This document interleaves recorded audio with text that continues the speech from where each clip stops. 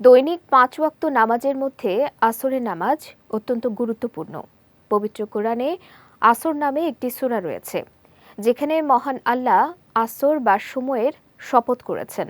এছাড়াও আল্লাহ তাআলা এটিকে সালাত আল ওস্তা বা মধ্যবর্তী নামাজ হিসেবে সম্বোধন করেছেন। বিস্তারিত ডেস্ক রিপোর্টে। আসর শব্দের অর্থ সময়। পবিত্র কোরআনে আসর সূরায় আল্লাহ তাআলা আসর বা সময়ের শপথ করেছেন।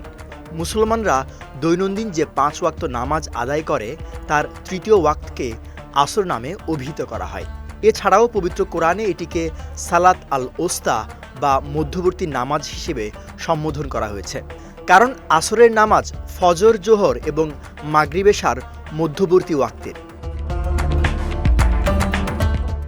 মহান আল্লাহ বলেন, সকল নামাজের প্রতি যত্নবান হও, বিশেষ করে মধ্যবর্তী নামাজের ব্যাপারে, আর আল্লাহর সামনে একান্ত আদবের সঙ্গে দাঁড়াও। মুফাসসিরগণ এর ব্যাখ্যায় বলেছেন, আসরের নামাজকে বিশেষ গুরুত্ব দেওয়ার কারণ হলো সাধারণত এ সময় মানুষ কাজকর্মে ব্যস্ত থাকে, ফলে নামাজ আদায়ে গাফিলতি হওয়ার যথেষ্ট সম্ভাবনা থাকে। রাসূল সাল্লাল্লাহু আলাইহি ওয়াসাল্লাম বলেছেন, ফেরেশতারা পালাবদল করে তোমাদের মাঝে এসে থাকেন, একদল দিনে একদল রাতে। আসর ও ফজরের সালাতে উভয় দল একত্র হয়। অতঃপর তোমাদের রাত যাপনকারী দলটি উঠে যায়। তখন আল্লাহ তাআলা তাদের জিজ্ঞাসা করেন, আমার বান্দাদের কোন অবস্থায় রেখে এলে? অবশ্য তিনি নিজেই এই বিষয়ে সবচেয়ে বেশি জানেন। উত্তরে তারা বলে, আমরা আপনার বান্দাদের সালাতে রেখে এসেছি, আর যখন আমরা গিয়েছিলাম তখনও তারা সালাত আদায়রত অবস্থায় ছিল।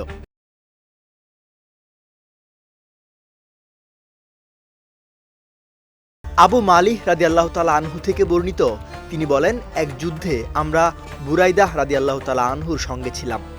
দিনটি ছিল মেঘলা, তাই বুরাইদা রাদিয়াল্লাহু তাআলা আনহু বলেন, শিগগির আসরের নামাজ আদায় করে নাও, কারণ নবী সাল্লাল্লাহু আলাইহি ওয়াসাল্লাম বলেছেন, যে ব্যক্তি আসরের নামাজ ছেড়ে দেয় তার আমল বিনষ্ট হয়ে যায়।